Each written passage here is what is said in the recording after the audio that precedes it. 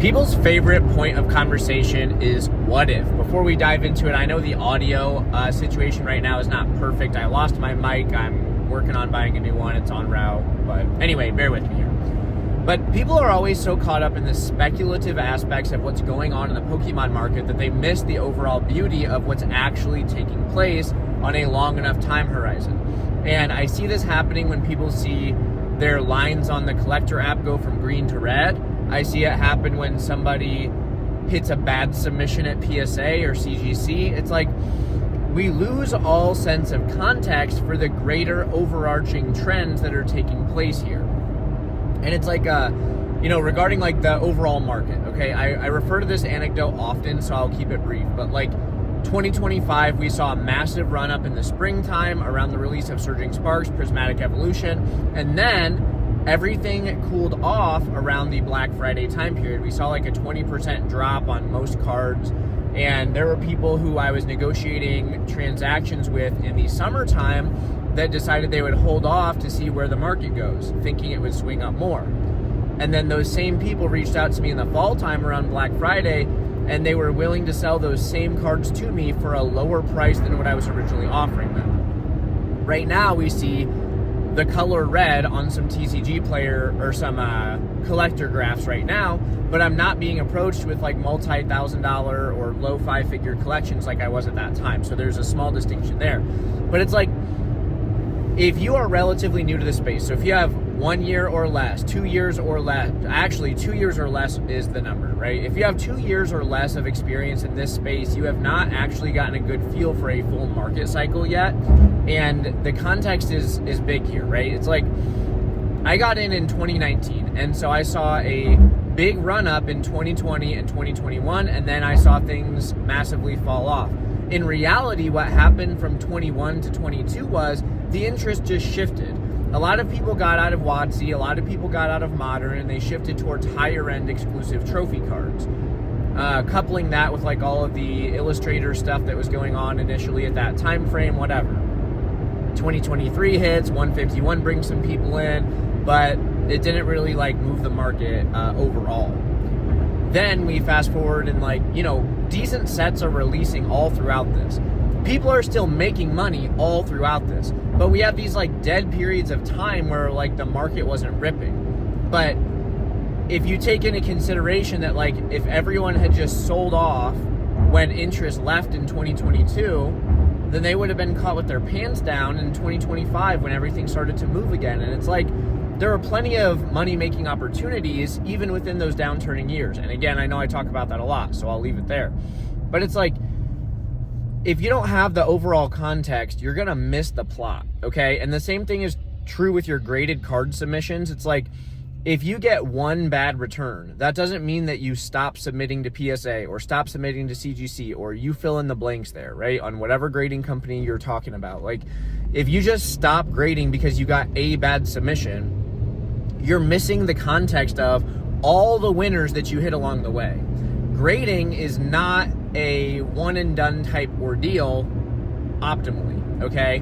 When you are grading cards, you're looking at your results over a multi-year time horizon, and you're stacking and compounding all the wins. And all of those wins on a long time horizon vastly, vastly outperform any given bad submission return. And if you get too caught up in the emotional aspects of like seeing a lower number than you expected, you're gonna just fall out of grace of the hobby, right? Like that's how you become an inefficient reseller. That's how you miss out on opportunities now and in the future. And I am reminded right now of a very good quote from Master Roshi, okay? So if you're a fan of Dragon Ball, the original series, when Krillin and Goku first started training with Master Roshi, Goku, I'm going to paraphrase a bit here. Goku expressed some disappointment in the fact that he was unable to do, some feat, okay? And maybe it was the fact that he was doing grunt work and he wanted to be doing actual martial arts like sparring or whatever, and Master Roshi was having him deliver the milk and stuff. Well, Master Roshi dropped some bars here. He told Goku not to get stuck in that way of thinking. He told Goku that if he focuses too much on where he thinks he ought to be, he's going to miss the opportunity to grow where he is now in this moment. And that is advice that I would give to everybody in every walk of life, right? I would give this advice to my children. I'd give this advice to my friends, my family. I would give this advice to you.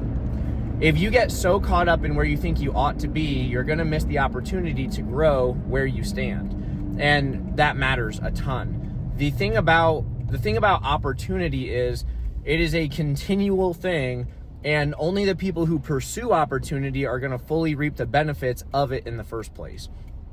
And so it's like, I'll give a personal example here. Like, I have been in this space for like 7 years, and I've seen some people who have entered this market after I did, and they have like outperformed me in terms of GMV and reselling, for example. Or maybe they have created a second business that has dramatically, done numbers higher than, either of my businesses combined.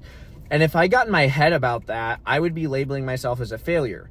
And I would be completely missing the plot that like, I have generated an amount of money that like I never imagined I would see in 1 year's time frame, right? Like, just because somebody else is also crushing it doesn't mean that you're a failure because you did a little bit less than them, right? It's like, I promise that doing like multi six figures in revenue in an annual basis is way better than doing zero revenue in an annualized basis. Like, it's just the fact, right?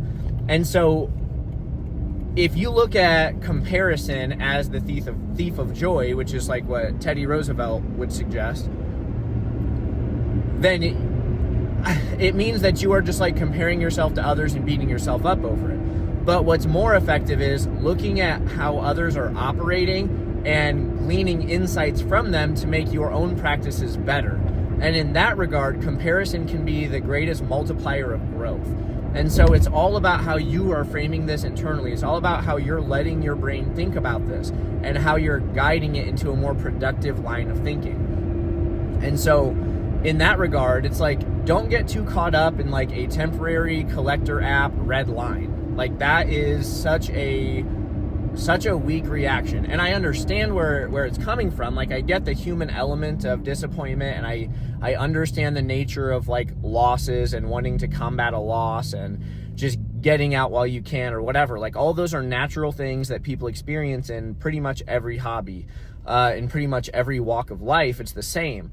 But I'm saying that if you succumb to that pattern, or you succumb to that natural instinct to bail out while you still can, you are losing the plot. And so just think about how much you have won. And if you look at your collector app, like if you got in at 2025, let's say, like you haven't even been in the hobby that long. If you own cards still that you bought in 2025, you're up like crazy on those. So who cares if you see a 10% downturn, a 20% downturn, a 30% downturn on any given card? The fact of the matter is, you're probably multiples up from where you entered at.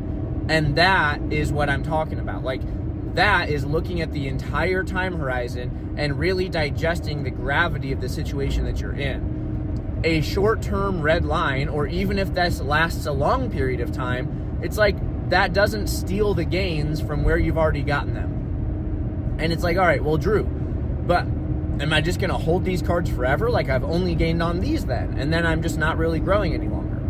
Well, if you're constantly buying and selling and churning and growing your bankroll, the gains that you have experienced can be put into cards right now that are a slightly lower cost basis than they were a couple of months ago.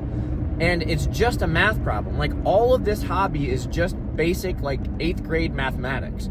If you can figure out the multiple opportunity of a particular card in a PSA 10, and you get yourself in front of enough copies of that card, you are going to be likely reaping the benefits of that value multiplier. And if you're just continuously doing that with cards that have a high sell-through rate, like, your wins are so dramatic and so plentiful that it doesn't matter much at all if you get a couple of bad submissions in. And so you just have to train your brain to stop fixating on the negatives and start appreciating the overall opportunity that has been presented to you, or the overall opportunity that you have allowed to enter into your own life. And so that's kind of like my thinking behind all this stuff. Hopefully this helps some of you, particularly if you are, if you haven't been in the hobby for like, many years or whatever. I really hope that this one helps you process stuff and get a leg up while others are probably dipping out. So that's what I've got for you today. Thank you so much for watching, and I'll see you on the next one.